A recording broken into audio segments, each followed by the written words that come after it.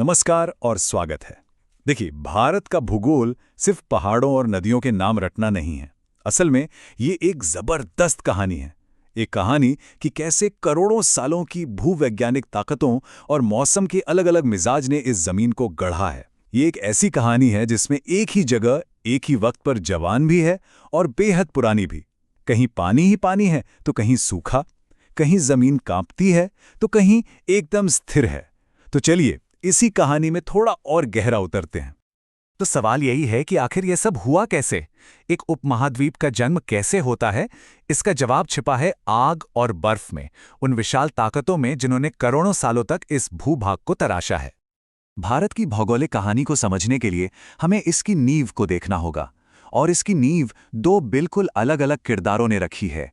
एक है जो युवा है, बेचैन है और लगातार बदल रहा है, और दूसरा जो बहुत पुराना है, अनुभवी है और एकदम शांत। तो चलिए पहले मिलते हैं भारत के ताज से, यानी हिमालय से। हम इन्हें युवा क्यों कह रहे हैं? क्योंकि जियोलॉजी की दुनिया में ये सच में अभी बच्चे हैं। और कमाल की बात यह है कि ये आज भी बढ़ रहे हैं, हर साल थोड़े और ऊंचे हो रहे हैं।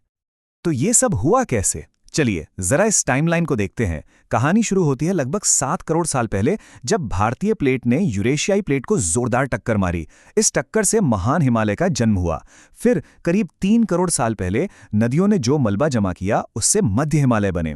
और आखिर में लगभग 17.5 लाख साल पहले शिवालिक रेंज बनी। ये एक ऐसी प्रक्रिया है जो आज भी धीमी गति से चल रही है। अब ताज से एकदम उलट बात करते हैं भारत की ढाल की, यानी प्रायद्वीपीय पठार की। ये पृथ्वी के सबसे पुराने, सबसे स्थिर जमीनी टुकड़ों में से एक है।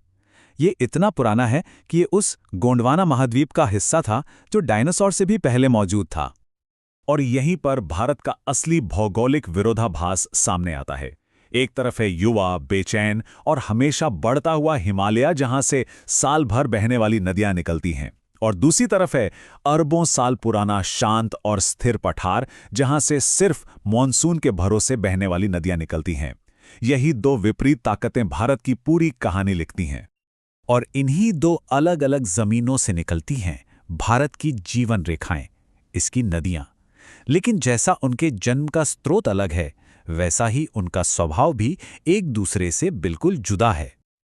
हिमालय की नदियां समझ लीजिए ग्लेशियर्स से अपनी ताकत लेती हैं, इसलिए वो साल के 12 महीने बहती हैं। वो युवा हैं, जोश से भरी हैं और पहाड़ों को काटकर गहरी खाइयां बना देती हैं। वहीं दूसरी ओर प्रायद्वीपीय नदियां मॉनसून के बारिश का इंतजार करती हैं, इसलिए उनका बहना मौसम पर निर्भर करता है। वे एक शांत पुराने रास्ते से होकर गुजरती हैं। हिमालय से आने वाली नदियां अपने साथ सिर्फ पानी नहीं, बल्कि ढेर सारी उपजाऊ मिट्टी भी लाती हैं। और जब ये मिट्टी दो नदियों के बीच के इलाके में जमा हो जाती है तो बनता है दोआब, यानी दुनिया की सबसे उपजाऊ जमीनों में से एक। और इन्हीं दोआबों से मिलकर बना है हमारा विशाल उत्तरी मैदान। ये इलाका इतना ज्यादा उपजाऊ है कि देश के करीब 47% आबादी यहीं पर रहती है। मतलब ये सचमुच हिमालय का दिया हुआ एक तोहफा है। तो देखिए कैसे भूगोल ये तय करता है कि लोग कहाँ और कैसे रहेंगे। अच्छा, जमीन की कहानी तो हो गई। अब भारत की कहानी का दूसरा बड़ा अध्याय है यहाँ की जलवायु। और यहाँ भी कहानी विरोधाभासों से भरी है। इसका हीरो है भारतीय मॉनसून। मॉनसून का सिस्टम सुनने में भले ही मुश्किल लगे, पर असल में ये 4 आसान स्टेप्स में काम करता है। जमीन गर्म होती है, हवा हल्की होकर ऊपर उठती है और एक लो प्रेशर एरिया बनता है।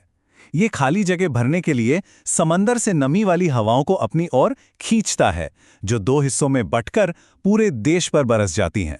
ये एक बहुत बड़े नेचुरल इंजन की तरह है जो पूरे उपमहाद्वीप को चलाता है। जरा इस नंबर को देखिए, 1221 सेंटीमीटर। क्या अंदाजा है ये क्या हो सकता है? ये मेघालय के मासिन राम में होने वाली औसत सालाना बारिश है। जी हाँ, ये वो जगह है जो पृथ्वी पर सबसे नम जगहों में से एक मानी जाती है। ये मॉनसून की जबरदस्त ताकत का जीता जागता सबूत है। और फिर आता है सबसे बड़ा विरोधाभास।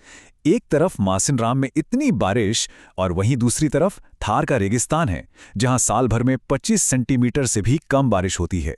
सोचिए, एक ही देश में पानी की इतनी ज्यादा मौजूदगी और इतनी ज्यादा कमी। तो हमने जमीन देख ली, मौसम देख लिया। अब देखते हैं कि इन दोनों ने मिलकर भारत की मिट्टी और पेड़ पौधों को कैसे बनाया है।